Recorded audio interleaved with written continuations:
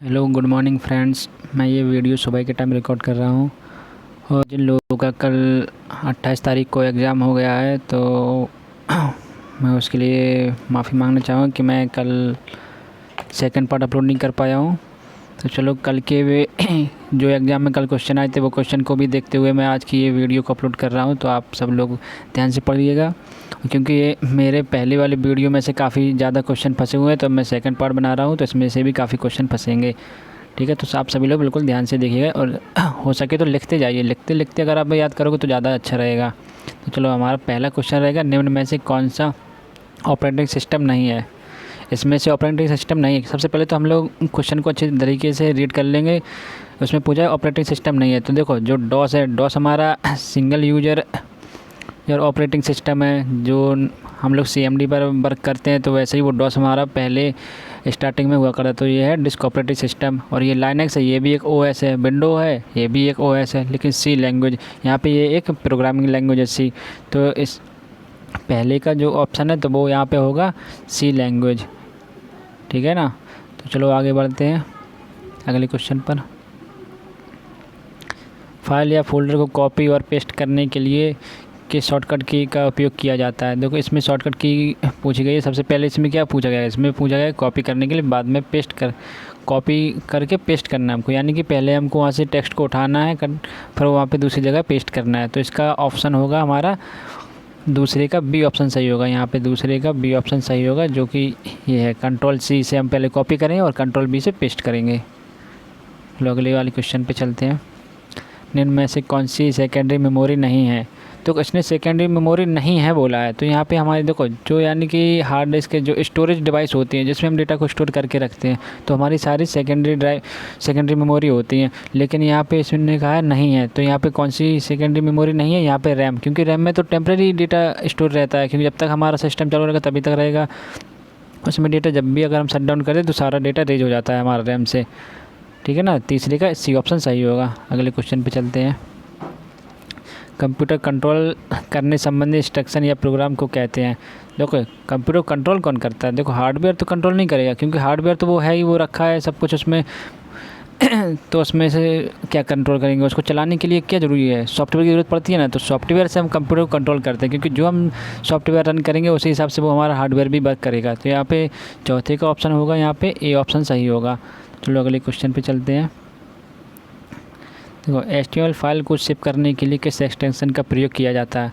हाँ ये अच्छा क्वेश्चन है। सबसे ज़्यादा HTML के भी क्वेश्चन पूछे जाएंगे और वीडियो के लास्ट टाइम पे मैंने कुछ ज़्यादा इंपॉर्टेंट क्वेश्चन बताए रखे हैं जो भी लिनक्स के बारे में हैं। तो लिनक्स के सबसे ज़्यादा क्वेश्चन आए थे कल वाले पेपर में, तो मैं आपको लास्ट में बता दूँगा। ठीक है ना। तो पहले ये वाला सेट कम्प्लीट कर लेता हूँ। देखो 5वें का है HTML फाइल को सेव करने के लिए किस एक्सटेंशन का प्रयोग किया जाता है। तो इसका है B ऑप्शन सही होगा इसका, क्योंकि .html से ही हम HTML फाइल को सेव करते हैं। अगले क्वेश्चन पे चलते हैं। देखो 1 KB में कितने बाइट होते हैं। देखो 1 KB में कितने होते हैं बाइट है, 1024 बाइट होते हैं। ठीक है ना। अगर आप लोगों ने पढ़ा होगा, नहीं पढ़ा तो चलो मैं बता दे रहा हूँ। अगले क्वेश्चन की तरफ चलता हूँ।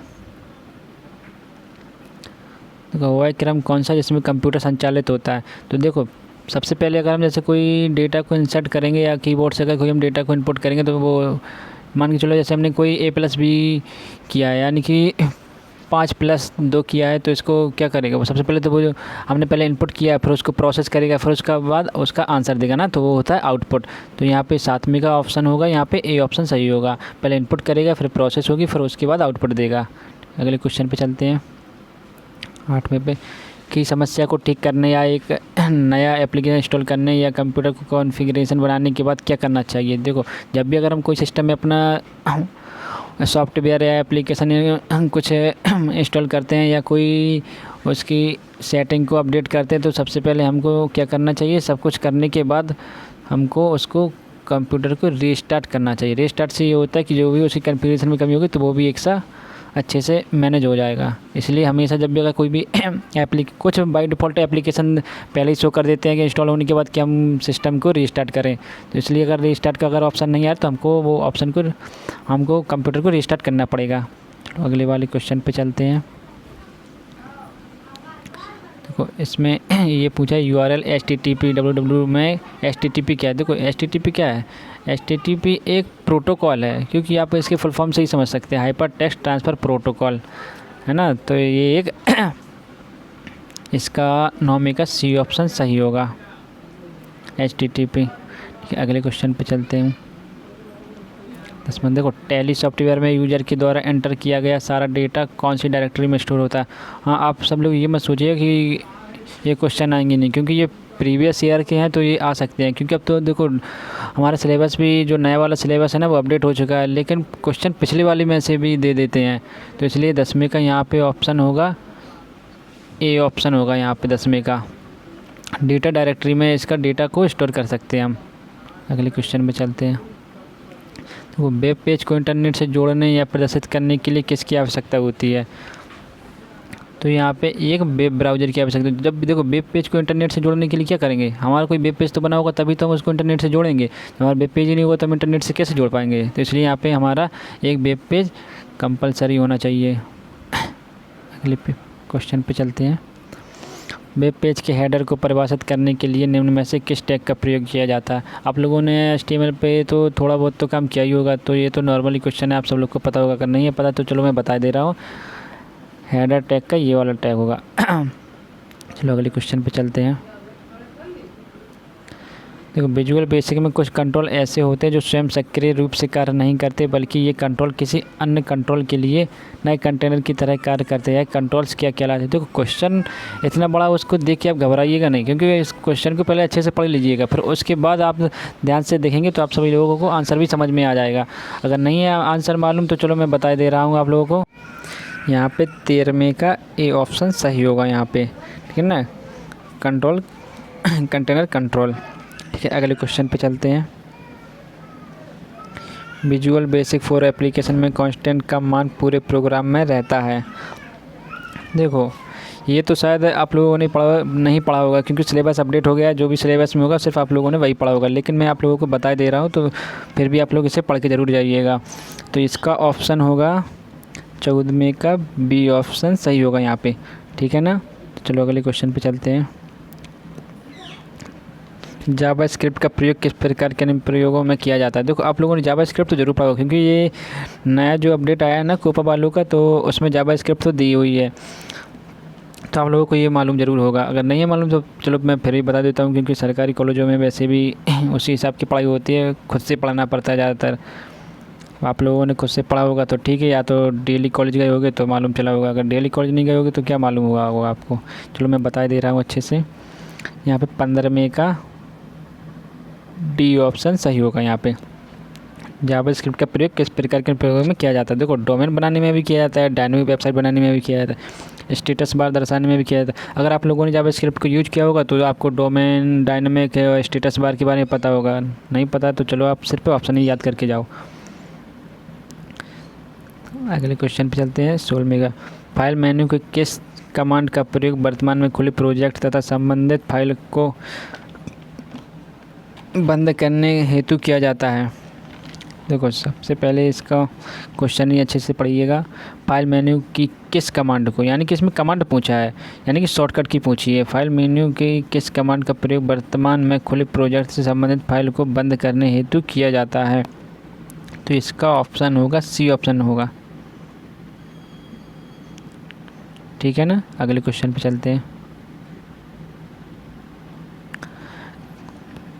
17वां क्वेश्चन है कंप्यूटर सिग्नल को टेलीफोन की तारों के माध्यम से भेजने के लिए कौन सी डिवाइस का प्रयोग किया जाता है। तो देखो ये टेलीफोन के बारे में शायद बताया होगा आपको। ये बिल्कुल अपडेट वाला जो सिलेबस है उसी में से क्वेश्चन सबसे ज़्यादा आ रहे हैं ये वाले। 17वें का बी ऑप्शन यहाँ पे सही होगा, मॉडम, क्योंकि यही है, क्योंकि ये मॉडम ही है जो हमारे डेटा को, जो हमारा डेटा आता है उसको एक जगह से दूसरी जगह भेजता है, ट्रांसमिट करता है, तो इसको हम मॉडम ही कहते हैं। अगले क्वेश्चन पे चलता हूँ। MS एक्सेल के आरंभ में स्क्रीन पर जो शीट दिखाई देती है उसे क्या कहते हैं। देखो जब भी अगर हमने MS एक्सेल खोला होगा तो बाई डिफ़ॉल्ट उसमें 3 शीट दिखाई देती है नीचे, वर्कशीट 1, वर्कशीट 2, वर्कशीट 3, क्योंकि जो भी हमारी जो एक्सेल का जो टेबल खोल के आती है ना सबसे नीचे एकदम टास्क बार से थोड़ा ऊपर वहाँ पर लिख के आता है वर्कशीट 1, वर्कशीट 2, वर्कशीट 3। तो हमारा इसमें यही पूछा है MS एक्सेल के आरंभ स्क्रीन पर जो शीट दिखाई देती है उसे क्या कहते हैं, तो हमारे उसे क्या बोलते हैं, वर्कशीट बोलते हैं उसको। तो इसका सी ऑप्शन सही होगा। अगले क्वेश्चन पे चलते हैं। देखो ओपन ऑफिस का प्रोग्राम बेस क्या काम आता है, ओपन ऑफिस का प्रोग्राम बेस क्या काम आता है। तो इसका यहाँ पे प्रेजेंटेशन में काम आता है, क्योंकि जो भी ओपन ऑफिस में हम जो भी प्रोग्राम करते हैं, यानी कि इसमें पूछा कि आप क्या करने ओपन ऑफिस से MS ऑफिस से आप क्या बनाते हैं, क्या करते हैं। तो इसका यहाँ पे कार्य पूछा गया है, तो इसको हम क्या किस लिए बनाते हैं, तो इसमें हम प्रेजेंटेशन रेडी करते हैं इसमें। तो इसका 19 का डी ऑप्शन सही होगा। अगले क्वेश्चन पे चलते हैं। देखो 20वां क्वेश्चन क्या कह रहा है, सिंबल के प्रयोग से ईमेल एड्रेस या यूज़र नेम को ISP से अलग करते हैं। तो देखो आप लोगों को ये तो मालूम ही होगा कि हमारा जब भी अगर कोई मेल ID होती है तो किस सिंबल से यूज होती है, हमारी किस सिंबल उसमें आता है। तो देखो यहाँ पे है 20 मई का, यहाँ पे B ऑप्शन सही होगा, क्योंकि हमारा @ ही तो है जो हमारे ISP से अलग यूज़र नेम को और ISP से अलग है। सबसे पहले हमारा यूज़र नेम होगा, उसके बाद ISP होगा, gmail.com होता है ना, तो उसके बीच में क्या होता है, @ लगा होता है, ठीक है ना। अगले क्वेश्चन पे चलते हैं। OSI मॉडल में कितनी लेयर होती है। देखो सबसे ज़्यादा OSI मॉडल ही पूछते हैं। अगर आप लोग OSI मॉडल को हम शॉर्ट तरीके से बता दे रहे हैं, OSI मॉडल में 7 लेयर होती हैं। तो उसको याद करने के लिए एक शॉर्ट ट्रिक है, तो मैं बता दे रहा हूँ। आज फिर से टेस्ट नहीं देना पड़ेगा। तो ये इस तरह का कॉम्बिनेशन अगर आप यूट्यूब पर भी सर्च करते हैं, इसको आप एक सीरीज बाई लिख लो, क्योंकि सबसे ज़्यादा OSI मॉडल के ही क्वेश्चन पूछे जाते हैं। देखो 7 में OSI मॉडल में कितनी लेयर होती है। देखो मैंने अभी यार बताया ना 7 लेयर होती हैं, तो इसका ऑप्शन होगा A ऑप्शन सही होगा। अगले क्वेश्चन पे चलते हैं। डॉक्यूमेंट को एडिट करने का अर्थ है। देखो अगर हम डॉक्यूमेंट को अगर कुछ एडिट करें तो इसका मतलब क्या है, या तो हम उसमें अपनी गलतियाँ सुधार रहे हैं या तो उसमें कोई अपडेट कर रहे हैं। तो यहाँ पे इसका क्या ऑप्शन होगा सही, 22 मई का A ऑप्शन यहाँ पे सही होगा। अगले क्वेश्चन पे चलते हैं। बैंक में चेक व ड्राफ्ट में इसका प्रयोग किया जाता है। देखो आपको मैंने शायद पार्ट 1 में भी बताया था कि वो चेक के बारे में, कि उसमें सबसे ज़्यादा किस का यूज किया जाता है, किस डिवाइस का। तो यहाँ पे MICR है ना, मैग्नेटिक इंक कैरेक्टर रीडर, इसका उपयोग किया जाता है बैंक के चेक को देखने के लिए या चेक करने के लिए। तो इसका ऑप्शन यहाँ पे B ऑप्शन सही होगा इसका। अगले क्वेश्चन पे चलते हैं। तो वीडियो गेम निम्न में से किसके द्वारा नियंत्रित किया जाता है। देखो वीडियो गेम जब भी अगर आपने सिस्टम पे खेला होगा, तो यहाँ पे एक सिस्टम पे भी नहीं खेला हो आपने, ज़्यादातर अगर ट्रेंडिंग में जो वीडियो चल रही थी गेमिंग वाली, तो PC वाले जो गेमर होते हैं तो उनके पास एक जॉयस्टिक होती है, एक हैंडल टाइप का, जैसे वो गियर डालने वाला होता है ना गाड़ियों में, उसी तरह की एक जॉयस्टिक होती है। 24 मई का C ऑप्शन यहाँ पे सही होगा, क्योंकि वीडियो गेम एक जॉयस्टिक से ही अच्छी तरीके से खेला जाता है, ठीक है। अगले क्वेश्चन पर चलते हैं। MS एक्सेल स्प्रेडशीट में डेटा कैसे ऑर्गेनाइज होता है। देखो MS एक्सेल की बात पूछी है ना, तो इसमें स्प्रेडशीट जो मैंने भी पिछले क्वेश्चन में बताया था, स्प्रेडशीट जो हमारी शो होती है उसमें कैसे डेटा ऑर्गेनाइज होता है, रो एंड कॉलम में होता है ना। रो एंड कॉलम में ही तो बना होता, तब वो एक टेबल ही तो बनी होती जो रो एंड कॉलम में होती है। 25 मई का D ऑप्शन सही होगा।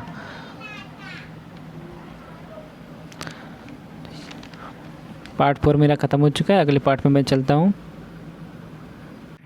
चलो मैं आप लोगों को जल्दी जल्दी क्वेश्चन बताते जाता हूँ, कि कम से कम टाइम भी कम है आप लोगों के पास रीड करने के लिए। तो चलो इसका देखो पहले पार्ट मेरा 5 शुरू होता है यहाँ से।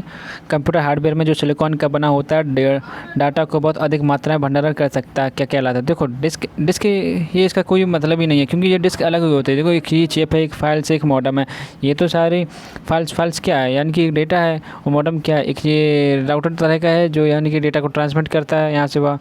देखो चिप है, चिप यह क्या IC इंटीग्रेटेड सर्किट, सबसे ज़्यादा डेटा स्टोर कहाँ होता है, चिप में होता है। तो इसका पहले का B ऑप्शन यहाँ पे सही होगा। अगले क्वेश्चन पे चलते हैं। तो तृतीय पीढ़ी के कंप्यूटर निम्न में से किसका प्रयोग किया गया है। अब यहाँ पे पूछा गया है तृतीय पीढ़ी, तो तृतीय पीढ़ी के कंप्यूटर निम्न में से किसका प्रयोग किया गया है। तो इसका है एकीकृत परपथ का।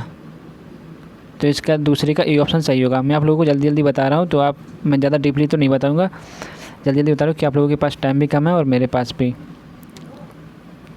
क्योंकि वीडियो फिर बड़ी हो जाएगी वीडियो।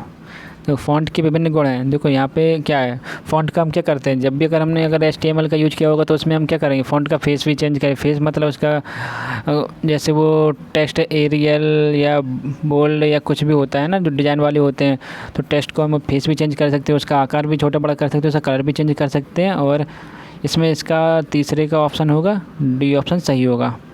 अगले क्वेश्चन पे चलते हैं।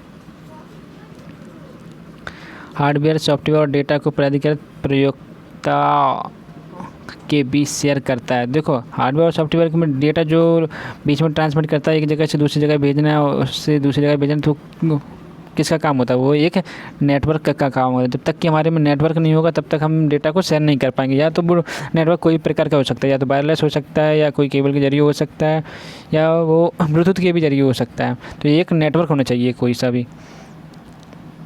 आगे चलते हैं 5वें पे। देखो सिग्नल के कमज़ोर होने पर उसे सामर्थ्य प्रदान करने के लिए प्रयोग में लाया जाता है। देखो जब भी अगर हमारा सिग्नल अगर लॉस्ट होने लगता है तो वहाँ पे उसका किस चीज़ का यूज किया जाता है, रिपीटर का यूज किया जाता है। क्योंकि अगर रिपीटर का अगर हम यूज करते हैं, जैसे अगर 150 MB की स्पीड से अगर कोई डेटा जा रहा होगा, जहाँ पे उसकी अगर स्पीड डाउन हो जाती है, वहाँ पे उस जगह पे हम रिपीटर का यूज करके उसे 150 MB की स्पीड से फिर हम आगे भेज सकते हैं। इसमें यहाँ पे 5वें का ए ऑप्शन सही होगा। तो WLL का पूर्ण रूप क्या है, यहाँ पे देखो WLL का पूर्ण रूप है वायरलेस लोकल लूप। 6वें का ए ऑप्शन सही होगा। 7वें का वाइड एरिया नेटवर्क वैन में निम्न में से किन माध्यमों को प्रयोग किया जाता है। तो देखो सबसे पहले क्वेश्चन को अच्छे तरीके से पढ़ लीजिएगा। यहाँ पे देखो वाइड एरिया नेटवर्क के लिए पूछा गया है, तो इसका क्या क्या प्रयोग किया जाता है। देखो टेलीफोन लाइन है, ये तो ये माइक्रोवेव लिंक है, ये अलग अलग है ऑप्शन। लेकिन यहाँ पर संचार वगैरह है, क्योंकि ये एक वाइड एरिया नेटवर्क है, क्योंकि ये सैटेलाइट से डायरेक्टली कनेक्टिविटी में रहता है, तो इसलिए संचार वगैरह होगा। 7वें का सी ऑप्शन सही होगा। वह भाषा जो डेटाबेस ऑब्जेक्ट की विशेषताओं को परिभाषित करती है कि वो क्या कहलाती है। देखो वह जो डेटाबेस को सिर्फ एक DDL एक लैंग्वेज, एक प्रोग्रामिंग लैंग्वेज है जो कि डेटाबेस से कनेक्टिविटी बनाती है, जो कि उसका प्रोग्राम कोड लिखने के लिए काम आता है। वह डेटाबेस में ही DDL लैंग्वेज का प्रयोग किया जाता है। तो इसका ऑप्शन होगा बी ऑप्शन सही होगा। कौन सा वेब ब्राउज़र है, देखो यहाँ पे ओरेंकोट है, ये एक सॉफ्टवेयर है, एक सोशल मीडिया वाला प्लेटफॉर्म है। एक फेसबुक है, ये भी एक सोशल मीडिया वाला प्लेटफॉर्म है। एक ATM है, ATM तो फिर अलग ही हो गया। देखो यहाँ पे जो वेब ब्राउज़र है ये नेटस्केप वेब ब्राउज़र है, जो कि काफ़ी समय पहले यूज किया जाता था, अब भी यूज किया जाता है, लेकिन अब कोई ज़्यादातर अब करंट में सबसे ज़्यादा फायरफॉक्स और क्रोम ही सबसे ज़्यादा यूज हो रहे हैं। चलो अगले वाले चलते हैं क्वेश्चन पे। कंप्यूटर का IQ होता है, देखो कंप्यूटर का IQ एकदम शून्य होता है, ठीक है ना। ये सब लोग एकदम ध्यान से रखिएगा। कंप्यूटर का IQ बहुत ज़्यादा लोग लगा कहते हैं मध्यम, अंत, बहुत कम, लेकिन इसका कंप्यूटर का IQ शून्य होता है, क्योंकि हम ही तो उसे कंप्यूटर को इंस्ट्रक्शन देते तभी तो वो वर्क करता है, नहीं तो अपने मन से तो वर्क करेगा नहीं वो। अगले वाले क्वेश्चन पर चलते हैं। ब्लिंकिंग बिंदु जो टेक्स्ट में स्थिति को दर्शाता है क्या कहलाता है। वह कर्सर होता है। जब भी अगर हम कुछ भी काम कर रहे होंगे MS वर्ड पे, तो अगर हम कुछ भी लिख रहे होंगे तो वो ब्लिंक करता रहता है, तो वो क्या है, वो कर्सर ही होता है जो ब्लिंक करता रहता है। अगले क्वेश्चन पे चलते हैं। पत्र लिखने जैसे कार्य करने के लिए प्रयुक्त सॉफ्टवेयर के प्रयोग को क्या कहते हैं। देखो सबसे पहले तो क्वेश्चन अच्छे से पढ़िएगा।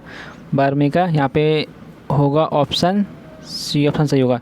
पत्र लिखने जैसे कार्य करने के लिए प्रयुक्त सॉफ्टवेयर के प्रकार को क्या कहते हैं। Application software. अगर कोई हमारे पास एप्लीकेशन सॉफ्टवेयर तभी तो हम उसमें पत्र या लेटर लिखेंगे। जैसे मान के चलो हमको किसी को मेल करना है, तो उसके लिए Gmail वाला सॉफ्टवेयर होना ज़रूरी है ना। तो चलो अगले क्वेश्चन पे चलते हैं अब। तो टैली में रिपोर्ट प्रिंट करने के लिए किस शॉर्टकट कुंजी का प्रयोग किया जाता है। देखो टैली एक अकाउंटिंग सॉफ्टवेयर है, तो इसका जो प्रिंट आउट निकलता है या प्रिंट करने के लिए, तो इसकी शॉर्टकट अलग की होगी। देखो नॉर्मली क्या होता है, जब भी अगर हम नॉर्मली किसी पेज को प्रिंट करें तो Ctrl+P करते हैं, तो इससे हमारा पेज प्रिंट होता है। लेकिन यहाँ पे 13वें का यहाँ पे ए ऑप्शन सही होगा, क्योंकि यहाँ पे अकाउंटिंग का प्रिंट लेने के लिए टैली में तो Shift+Alt+P का यूज करेंगे हम। अगले क्वेश्चन पे चलते हैं। HTML डॉक्यूमेंट का प्रारंभ और अंत टैग कौन सा है। देखो ये सब लोगों को तो मालूम ही होगा, क्योंकि थोड़ी बहुत तो HTML सब लोगों ने पढ़ी होगी। तो इसका 14वें का ए ऑप्शन सही होगा। इसका प्रारंभ टैग ये हो गया, अंत टैग ये हो गया। अगले क्वेश्चन पे चलते हैं। किसी टेक्स्ट को बोल्ड लिखने के लिए कौन सा टैग का किया जाता है उपयोग। तो देखो बोल्ड अगर हम किसी टैग को लिखेंगे डायरेक्टली हम बोल्ड नहीं लिखेंगे HTML टैग में, तो यहाँ पे हम ये इसका 15वें का बी ऑप्शन सही होगा, जिसको हम जिसको अरे यार इसको क्या बोलते हैं, हाँ लेस देन ग्रेटर देन के बीच में बी का यूज करेंगे। तो यहाँ पे इसको इससे हमारा टेस्ट क्या होगा, बोल्ड हो जाएगा। अगले क्वेश्चन पे चलते हैं। कंप्यूटर को आंकड़ों या आदेश देने के लिए किस प्रकार की युक्ति का प्रयोग किया जाता है। तो 16वें का क्वेश्चन सबसे पहले इसमें क्या लगेगा, कंप्यूटर को आंकड़ों यानी कि कैलकुलेशन के बारे में पूछा गया है। आदेश देने के लिए किस प्रकार की युक्ति का प्रयोग किया जाता है। तो यहाँ पे क्या किया जाएगा, जब भी अगर हम कैलकुलेशन के बारे में पूछे या कुछ भी चीज़ पूछे, इसने क्या किया है, किस प्रकार की युक्ति का प्रयोग, जब तक हम इंस्ट्रक्शन नहीं देंगे, कोई डेटा इनपुट नहीं करेंगे, तब तक कि वो अपने आप से, क्योंकि कंप्यूटर का तो IQ 0 होगा, अपने मन से तो कैलकुलेशन करेगा नहीं। जब हम जो अगर इनपुट देंगे उसी हिसाब से तो वर्क करेगा। तो यहाँ पे 16वें का ए ऑप्शन यहाँ पे सही होगा। अगले क्वेश्चन पे चलते हैं।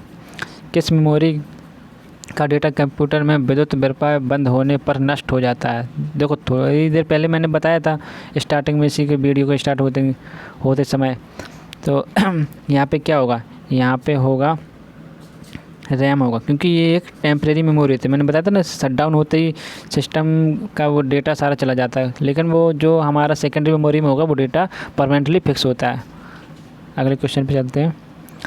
कंप्यूटर इंस्ट्रक्शन लिखने की प्रोसेस को क्या कहते हैं। देखो कंप्यूटर पर अगर हम कोई भी अगर इंस्ट्रक्शन लिखेंगे, कुल मिला के एक हम प्रोग्राम लिखते हैं तो उसको बोलते हैं हम कोडिंग बोलते हैं, कोडिंग। 18वें का डी ऑप्शन सही होगा।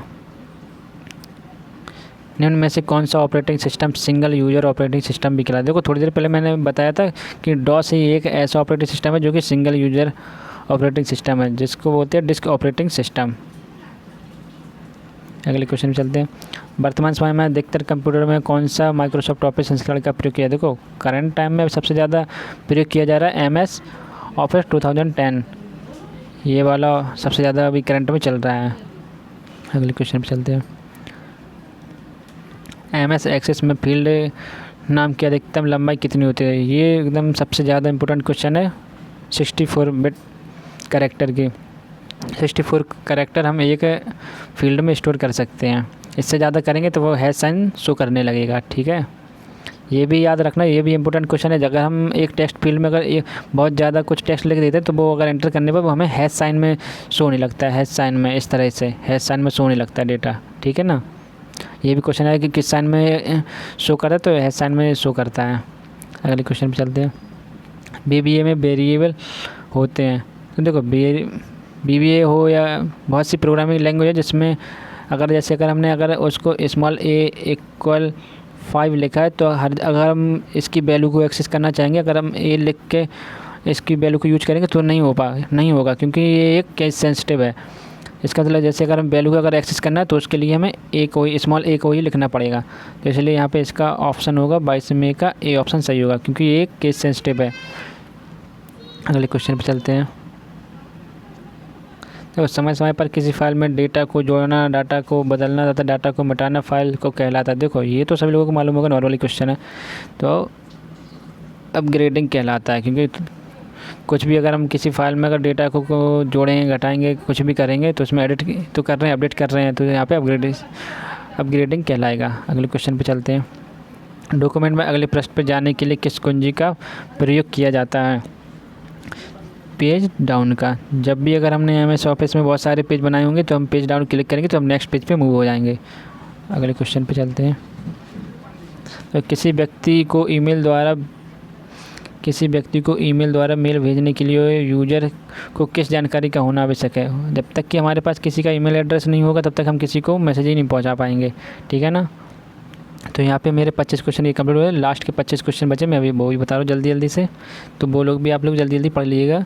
हाँ एक बात ये है कि कम से कम आप लोग लिखते जाइए तो जल्दी याद हो जाएगा, कम से कम आप भूलेंगे नहीं, क्योंकि लास्ट टाइम में यही होता है कि हम लोग कन्फ्यूज़ हो जाते हैं। अगर हम वीडियो देख के अगर हम लिख लेंगे क्वेश्चन तो आसानी से। अभी मेरे वीडियो का लास्ट पार्ट है, पार्ट 6 पार्ट है, तो इसको मैं जल्दी बता दे रहा हूँ। इसके बाद मैं इंपॉर्टेंट क्वेश्चन बताऊँगा लाइनक्स के बारे में, जो कि सबसे ज़्यादा पूछे गए हैं। जो कल जिन लोगों का एग्ज़ाम हो गया तो उन लोगों से मुझे पता चला है और मुझे वैसे भी क्वेश्चन मालूम चले, तो मैं लाइनक्स के इंपॉर्टेंट क्वेश्चन सारे अभी लास्ट वीडियो में बता रहा हूँ। लेकिन शुरुआत से ये बेसिक आप अपना कंप्लीट कर लीजिएगा पूरा, क्योंकि लाइनक्स से ये अकेला कुछ नहीं होगा, क्योंकि उसके 10-11 क्वेश्चन होंगे लाइनक्स के, उससे ज़्यादा कुछ नहीं होने वाला। इसलिए लाइनक्स के तो क्वेश्चन कंप्लीट कर ही लेना और साथ में ये पूरा बेसिक कंप्लीट कर लेना। चलो मैं शुरू करता हूँ वीडियो को। पहला क्वेश्चन है, वह क्रम कौन सा है जिसमें कंप्यूटर संचालित होता है। तो ये तो नॉर्मली है, अभी शायद सबसे पहले ऊपर ये क्वेश्चन आ चुका है, इनपुट प्रोसेस आउटपुट, इसका ऑप्शन डी ऑप्शन सही होगा इसका। इनपुट प्रोसेस आउटपुट, सबसे पहले हम कोई डेटा को इनपुट करेंगे, वो उसके बाद वो प्रोसेस होगा, फिर आउटपुट देगा। अगले क्वेश्चन पे चलते हैं। तो कंप्यूटर की लाइट जलने के बाद कार्यशील बनाने की प्रक्रिया को क्या कहते हैं? तो इसको बोलते हैं बूटिंग। ठीक है, मैं जल्दी जल्दी बता रहा हूँ। कंप्यूटर की लाइट जलने के बाद उसे कार्यशील बनाने की प्रक्रिया को क्या कहा जाता है? बूटिंग कहा जाता है। अगले क्वेश्चन पे चलता हूँ। जो यूजर और कंप्यूटर के बीच एक इंटरमीडिएट के रूप में कार्य करता है उसे क्या कहते हैं? देखो, जब भी अगर हमारे पास कंप्यूटर रखा होगा, जब तक कि हमारे में उसमें ओएस नहीं डला होगा, तब तक हम कंप्यूटर कैसे चला सकते हैं? उसके लिए एक ऑपरेटिंग सिस्टम की ज़रूरत होती है, तभी तो हम उसमें कार्य कर पाएंगे। इसलिए यूजर और कंप्यूटर के बीच क्या काम करेगा? ऑपरेटिंग सिस्टम, है ना। अगले क्वेश्चन पे चलते हैं। HTML डॉक्यूमेंट में पहला टैग क्या है? देखो, HTML डॉक्यूमेंट में पहला टैग तो ये तो नॉर्मली हो गया, चौथे का बी ऑप्शन सही होगा। अगले क्वेश्चन पे चलते हैं। ऑप्टिकल डिस्क का डेटा रिकॉर्ड करने के लिए किस प्रक्रिया का उपयोग किया जाता है? देखो, जब भी हमारी CD और DVD होती है ना, उसको में अगर हम डेटा को कुछ भी करते हैं तो यह एक बर्निंग प्रोसेस कहलाती है, इसको हम बर्निंग बोलते हैं। अगर आप लोगों ने किया होगा तो आप लोगों को मालूम होगा, नहीं किया तो चलो मैंने बता दिया आपको। अगले क्वेश्चन पे चलते हैं। कौन सा कारक, देखो बीच बीच में ये भी अलग टाइप के क्वेश्चन पूछ दिए जाते हैं। कौन सा कारक उत्पाद की लागत निर्धारित करता है? देखो, एलिमेंट ऑफ कॉस्ट, जब तक कि हमारी एलिमेंट की कॉस्ट पता नहीं हो तब तक कि हम कुछ भी नहीं कर सकते, इसलिए यहाँ पे छठवीं का डी ऑप्शन सही होगा। जावास्क्रिप्ट का भी आगे क्वेश्चन। तो जावास्क्रिप्ट कोड चलाने के लिए कौन जिम्मेदार है? देखो, नोटपैड में तो हम टाइप करते हैं, और HTML तो कुछ मतलब ही नहीं है, जो भी होगा हमारा ब्राउज़र होगा। यहाँ पे हम जावास्क्रिप्ट का कोड रन करते हैं। MS Excel 2010 का फाइल एक्सटेंशन क्या होगा? देखो, मैंने कल वाली वीडियो में बताया था, पार्ट 1 में बताया था कि किसी में .xls होगा, या इसका 8वें का ए ऑप्शन सही होगा, क्योंकि ये 2010 का इसका फॉर्मेट पूछा है एक्सटेंशन, तो XLSX है कि, और उस वाले में 2007 में क्या था? XLS था। अब अगले क्वेश्चन पे चलते हैं। किसी व्यक्ति के द्वारा व्यवसाय शुरू करने के लिए निवेश की गई राशि को क्या बोलते हैं? देखो, यहाँ पर अगर कोई खोलता है तो उसका वो कैपिटल कहलाता है। जैसे अगर कोई ओनर होता है, जैसे उसने इन्वेस्ट किया रुपये, तो वो कैपिटल ही कहलाएगा यहाँ पे। अगले क्वेश्चन पे चलते हैं। एक्सेल में कौन सा फंक्शन रेंज में सबसे बड़ी वैल्यू खोजने के लिए उपयोग किया जाता है? देखो, सबसे बड़ी अगर वैल्यू खोजना है तो उसमें ये वाला, अगर आपने एक्सेल में फार्मूला यूज किए होंगे तो आप लोगों को मालूम होगा, नहीं मालूम है तो चलो मैं बताता तो जा रहा हूँ।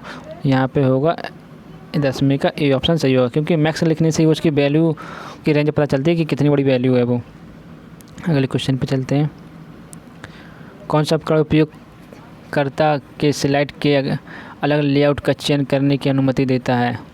देखो, यहाँ पे होगा स्लाइड लेआउट होगा इसका ऑप्शन, 11वें का डी ऑप्शन सही होगा, क्योंकि यही स्लाइड लेआउट है जो अलग अलग चयन करने का ऑप्शन देता है। 12वें का क्वेश्चन चलता हूँ।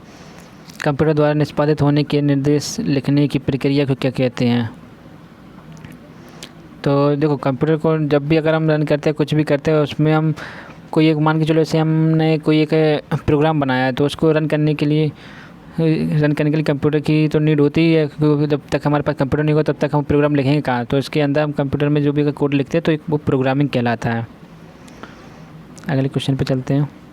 फॉर लूप, हाँ देखो, प्रोग्राम कोई सा भी, चाहे कोई भी, जितनी भी प्रोग्रामिंग लैंग्वेज सभी में फॉर लूप के 3 पार्ट ही होते हैं, ये याद रखना।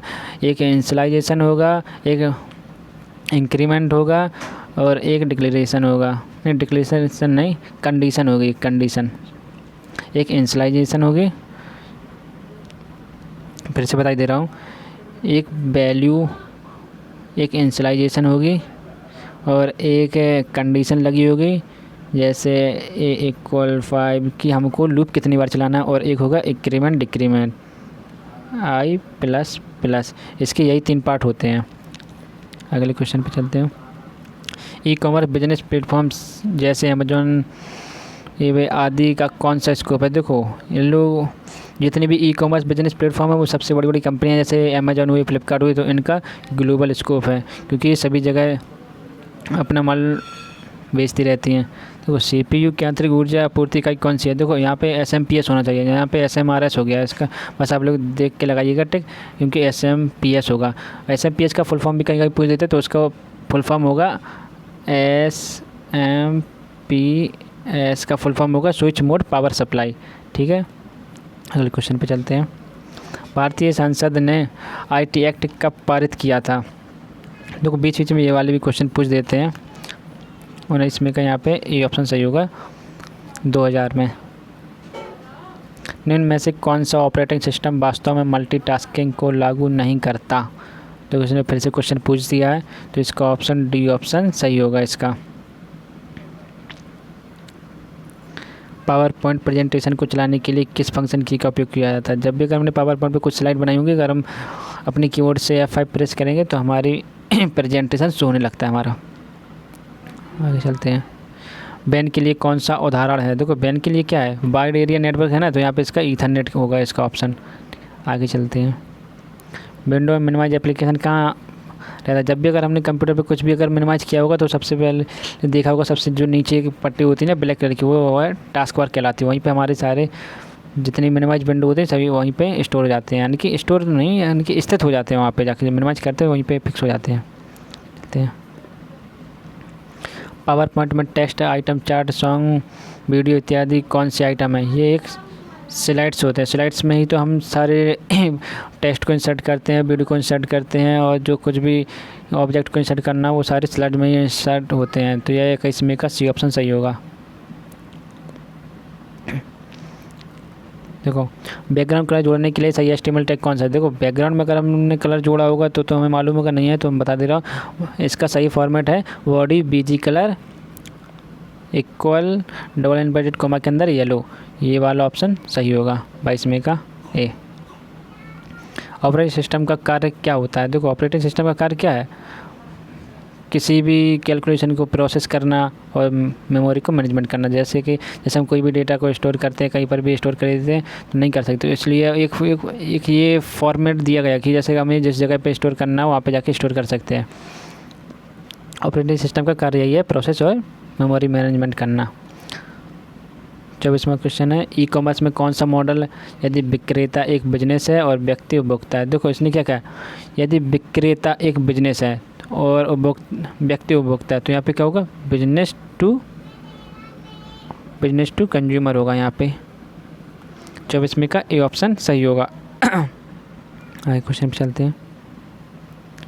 BBA में विजुअल बेसिक एडिटर खोलने के लिए किस शॉर्टकट की का उपयोग किया जाता है? तो इसका ऑप्शन होगा सी, Alt F11।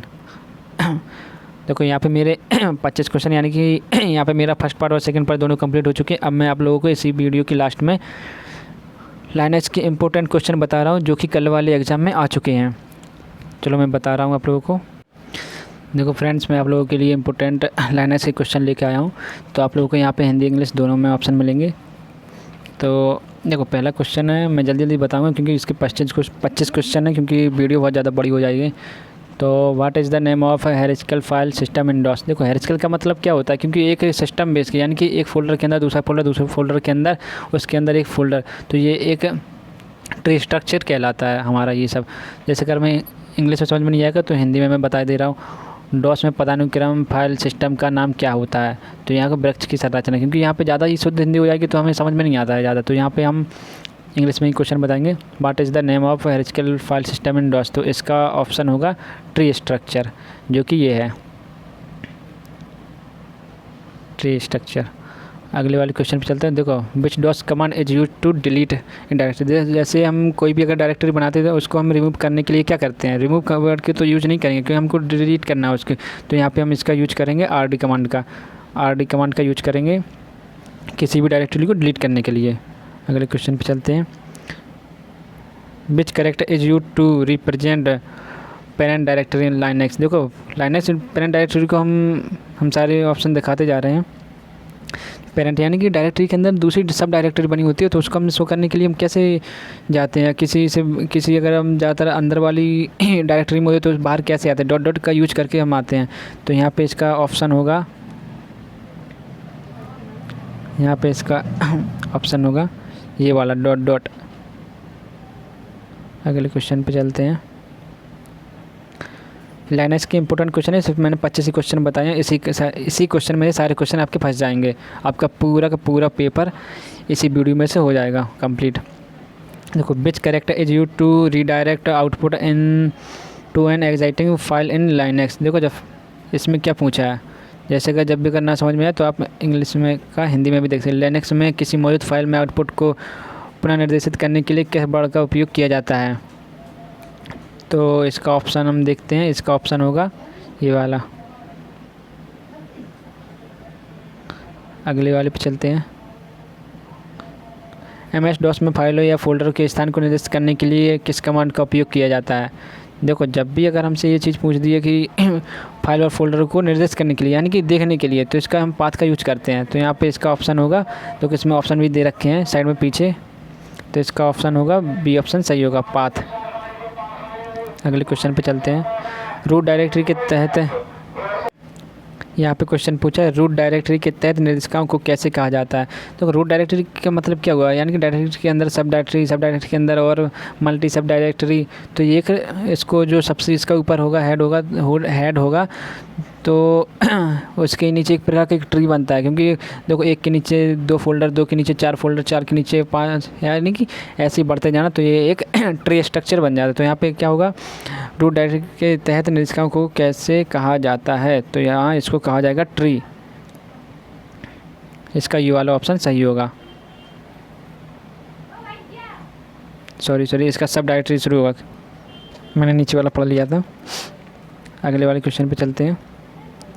कौन सा फाइल नाम कमांड से मेल खाएगा। देखो सबसे पहले तो आप इसी को अच्छी तरीके से देख लीजिए, क्योंकि डायरेक्टरी DIR कितने क्वेश्चन मार्क हैं यहाँ पे, 1 2 3 4 क्वेश्चन मार्क है ना, तो यहाँ पे आप खुद ढूंढ सकते हैं।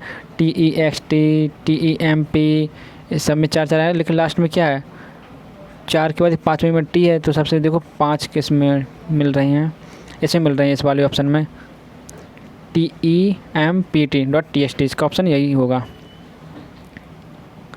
DOS में CD कमांड का उपयोग किया जाता है वर्तमान निर्देशिका का पाथ बदलने के लिए, क्योंकि हम चेंज डायरेक्टरी तो करते हैं, जब भी हम CD का यूज करेंगे तो वहाँ से हमारा चेंज हो जाएगा।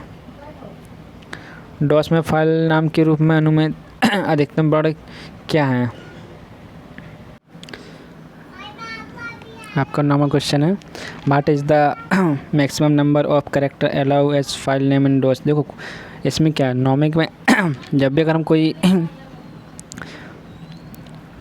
भी अगर हम कोई यानी कि कैरेक्टर वैल्यू कर देते हैं तो कितने कैरेक्टर के होने चाहिए। जैसे हमने कोई नाम दिया, यानी कि what is the maximum number of character allow is file name in DOS में अगर कोई फाइल का नाम हम देंगे तो कितने कैरेक्टर तक का देंगे। जैसे मान के चलो हमने लिखा वसीम, नाम लिखा है मैंने WASEEM, जो जितने कैरेक्टर होते हैं ना सभी को कैलकुलेट करके बताता है कि ये कितने कैरेक्टर है। तो यहाँ पे इसका 9 में का B ऑप्शन सही होगा, इसका 9 में का D ऑप्शन सही होगा। यहाँ पे 8 कैरेक्टर को ही तक नाम स्पेसिफिक दे सकता है वो। 10वें पे चलते हैं। Which one of the following is a wild card character. देखो जैसे वाइल्ड कार्ड कैरेक्टर पूछा है, तो यहाँ पे वाइल्ड कार्ड कैरेक्टर लाइनक्स में सबसे ज़्यादा पूछे जाने वाला क्वेश्चन है, तो आप इसको अच्छे से देख लीजिएगा। देखो वाइल्ड कार्ड का हिंदी नाम क्या है जो मैं बता देता हूँ। वाइल्ड कार्ड वाइडी कार्ड कहते हैं उसे, तो इसको हम एस्ट्रिक एंड क्वेश्चन मार्क से शो करते हैं। इसका ऑप्शन C ऑप्शन सही होगा इसका। अगले वाले क्वेश्चन पे चलते हैं। Which DOS command is use to create a text file. देखो टेक्स्ट फाइल को क्रिएट करने के लिए इसमें किस वाली कमांड का यूज किया जाता है। यहाँ पे इसका ऑप्शन होगा C ऑप्शन सही होगा। आप लोगों को मैं जल्दी जल्दी बता रहा हूँ, बस आप लोग लिख लीजिएगा ज़रूर। इसी 25 क्वेश्चन में सारे क्वेश्चन फंस जाएंगे आपके लिनक्स वाले। 12वें पे चलता हूँ। Which one of the following is the directory separate in Linux. देखो डायरेक्टरी को सेपरेट करने के लिए कौन सा की, जैसे अगर हम लिखते हैं इसमें जैसे DOS अगर हमने यूज किया होगा, DOS में अगर हम C फाइल के अंदर है, फिर कॉलन होते हैं, फिर स्लैश होता है, तो उसका यही है, क्योंकि इसमें हम स्लैश का यूज करते हैं। आगे चलते हैं। Which character is use to represent a range of value in Linux. तो इसका जब भी अगर हम वैल्यू को शो करना होगा तो हम बड़े कोष्टक का यूज करेंगे। अगले क्वेश्चन पे चलते हैं। 14वें के। Which character redirect the output of one command to another in Linux. भाई मेरी थोड़ी इंग्लिश कमज़ोर है, तो इस हिसाब से आप लोग समझ लीजिएगा थोड़ा बहुत, लेकिन फिर भी मैं कोशिश करूँगा आपको अच्छे से अच्छे बताने के लिए। तो देखो 14वें का ऑप्शन होगा B ऑप्शन सही होगा यहाँ पे। Which character redirect the output of one command to another in Linux, इसका बी ऑप्शन सही होगा। अगले क्वेश्चन पे चलते हैं। Which Linux command is list the content of the sub directory. इसमें सारी डायरेक्टरी को एक बार में शो करने के लिए कौन सा कमांड का यूज किया जाएगा, यहाँ पे कमांड का यूज किया जाएगा बी ऑप्शन का। अगर हम ls से एस्टेक स्लैश साइन लगाएंगे तो जितनी भी डायरेक्टरी बनी हुई सारी डायरेक्टरी एक बार में ही शो हो जाएंगी हमारी। Which Linux command list the content of parent directory. देखो पेरेंट डायरेक्टरी को देखने के लिए किस कमांड का यूज करेंगे, तो हम यहाँ पे करेंगे ls। जब भी अगर पेरेंट डायरेक्टरी की बात की है तो वहाँ पे हम ls कमांड का यूज करते हैं, ls डॉट डॉट, तो इसका ये वाला ऑप्शन सही होगा। What is you of who command Linux. देखो जब भी अगर हु कमांड अगर लगाएंगे तो इसमें सीधा सीधा वो यूज़र के बारे में पूछता है कि कौन है इसका यूज़र। तो इसका कहाँ गया, हाँ, what is use who command Linux, तो इसमें यूज़र के बारे में इंफॉर्मेशन देता है। अगले क्वेश्चन पे चलते हैं। Which command is use to the hide the file.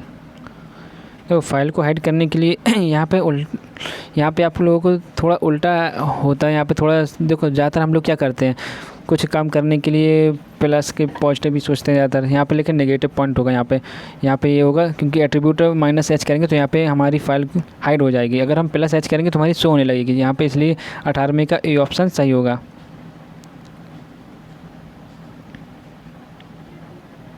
नहीं सॉरी 18वें का बी ऑप्शन ही सही होगा, वो मैं दूसरे कमांड में सोच रहा था प्रोग्रामिंग में। यहाँ पे 18वें का बी ऑप्शन ही सही होगा, यानी कि +h।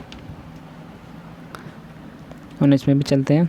Which command is use to release the read only permission. देखो जब भी परमिशन की बात हो तो हमें ऐसे किसी चीज़ को परमिशन देनी है तो हम -r का यूज करते हैं। यहाँ पे -r, जो भी माइनस का सिंबल होता है इसे हम माइनस नहीं बोलते हैं, यहाँ पे बोलेंगे hyphen.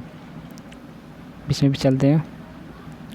Type the Linux command to remove all the permission to user and group on the directory software. देखो सारी परमिशन देने के लिए हम किस कमांड का यूज करेंगे, जितनी भी जब भी अगर हम कोई वर्क करते हैं कि बार बार जैसे लाइनक्स में कोई सॉफ्टवेयर इंस्टॉल करें तो बार बार हमें परमिशन देनी पड़ती है। अगर हम chmod -rwx सॉफ्टवेयर करके अगर टाइप करेंगे तो इस तरह से हमको बार बार परमिशन देने की जरूरत नहीं पड़ेगी, एक बार में ही सारी परमिशन ओपन हो जाएंगी। अगले क्वेश्चन पे चलते हैं। Which DOS command is use to display system time. देखो सबसे ज़्यादा क्वेश्चन यही पूछा जाता है सिस्टम टाइम, क्योंकि सिस्टम टाइम कैसे शो होता है, तो उसके लिए आपने कभी कभी टाइप किया होगा या रन किया होगा, लेकिन अगर आपने नहीं किया है तो चलो मैं बता दे रहा हूँ। अगर हम टाइम पे ही सीधा क्लिक करें, कहीं कहीं पे डॉस में अगर हम नाउ लिखें या कुछ लिखें, कहीं कहीं पे प्रोग्रामिंग में अगर हम नाउ लिखते हैं या सिस्टम लिखते हैं तो उसका टाइम शो होता है, लेकिन यहाँ लाइनक्स का अलग है और यहाँ पे डॉस है तो इस यहाँ पे हम टाइम लिखेंगे तो सीधा वो हमारा डेट टाइम बता देगा, सिस्टम टाइम, जो भी हमारे सिस्टम में करंट टाइम चल रहा होगा। 22वें पे चलते हैं अब। देखो 22वां क्वेश्चन है। वाट इज, मैंने यहाँ पे डॉट डॉट के सिंबल रख दिए, ये वाले इसका आंसर है। What in the result of the DOS command prompt $d$g। तो इसका प्रयोग करेंट डेट को देखने के लिए किया जाता है, जो कि यह है। Which DOS command is use to list all com file in D drive. अगर जब भी हम d://com करके यूज करेंगे तो जितनी भी कॉम फाइल होंगी तो सारी हमारी शो हो जाएंगी एक बार में।